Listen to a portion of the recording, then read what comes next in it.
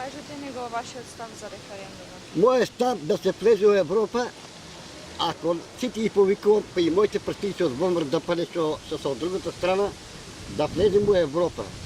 Всичките деца, мои деца в Европа, знаят случай, дете бе два пъти в Холандия, да знаят луѓето што е Европа. Немој да останеме царна овца тук с 12.000 плата.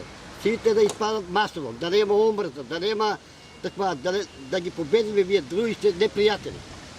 Оти ги морам това повторувам. Сите политичари, еве до моят председател Мислевски, да наведе тази главата, да ги извика сите да гласат. Еве, аз съм от Бомър да пръв 90 година. Пак ги повика, стари Бомър, да изпаднат на гласане, това е последна шанса му. Оти види човек, аз съм 74 годишен човек. Вакво нещо не е било.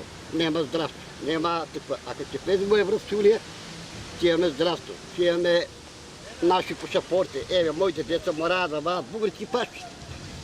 Знай колко ми е било тежко и аз това бъде български пашпорти. Ама що направя? Мора да бегат, нема работа.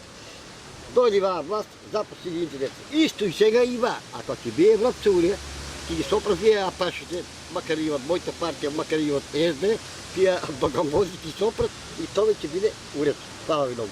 Толкова писме, толкова мога да отговорим.